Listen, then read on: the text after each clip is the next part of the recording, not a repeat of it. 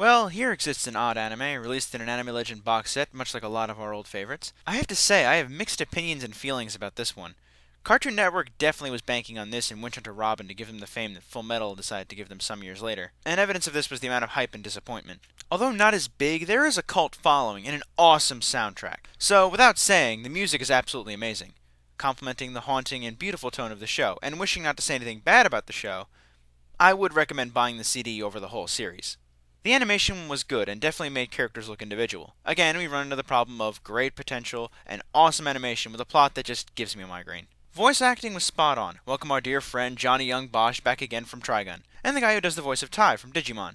Never in my life did I expect Vash and Knives to appear in an anime side by side again, but there they were. Granted, one was the adult voice, the other was the kid's, but what? Well, I thought it was cool.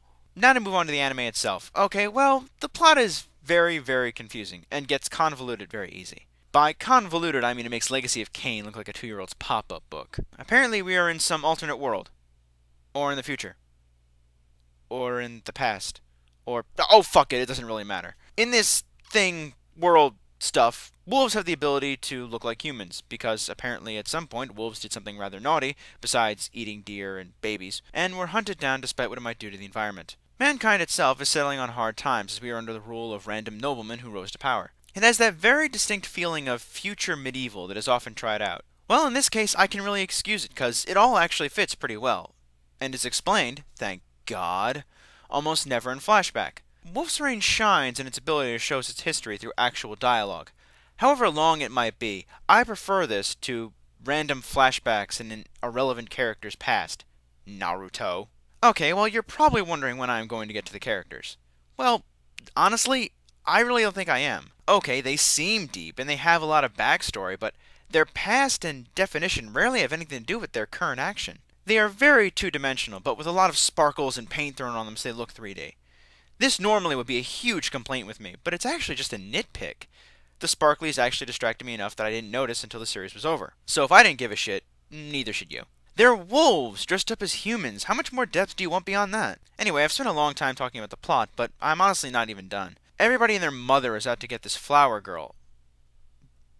Flower girl? And all she wants to do is hang around with the wolf pack. Don't get me started on how much she reminds me of that useless female character that sits around for the whole series in every fucking anime. I also have to admit, there is no character development at all. Instead, we are thrown into a series with a bunch of character arcs we are not even aware of. Okay, this seems like a bad idea, cause the audience is really daunted and confused, but it's inventive and works out pretty well. Rather than building characters, it slowly reveals them.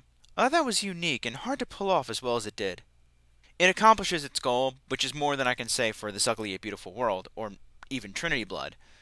However, that is all it does. It accomplishes its goal, and then ends with a predicted awkward ending we all saw coming from the moment the show started. We knew where it was going, it just took us a rather long acid trip to get there, leaving very little things bad with it, but nothing good about it either. Okay, let's address awkward endings in general at this point, because the Japanese have it all down to a science.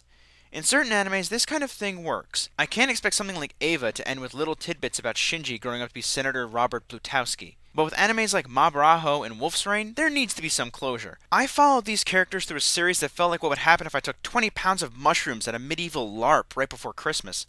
Give me closure, I demand you. Wolf's Rain, like most anime, is there between my legs, giving me a blowjob like no one ever has before, but instead of working me to completion, decides to shove its finger up my ass and force me to come on the spot. I wouldn't mind this so much if it didn't keep happening, and to be honest, at this point, my ass is rather sore. It's a classic among a large fan base, but at the end of the day, it really is a mediocre anime. It never falls short of its goal, but still doesn't rise above it, and it took a lot more work than it should have to get to said goal. It's a decent experiment. I'm not sure where the anime goes awry. Maybe I got tired of Steve Bloom's character dying and coming back to life every 5 episodes. Who the hell does he think he is, Christopher Lee? The plot had to be as confusing as it was, or else the show would not have worked, but the show itself is just not enough to put it among legends. It's good, but that's it. I didn't feel like I would enjoy watching it a second time. Hell, I don't even know if I enjoyed watching it the first time. I felt so high and distracted I couldn't tell. Honestly, I had a hard time deciding what to give this anime since it has a lot of good in it. But even with me, originality only goes so far. It got a lot of ideas to work, but it just wasn't that entertaining. Wolf's Rain gets a 3 out of 5 for giving us something.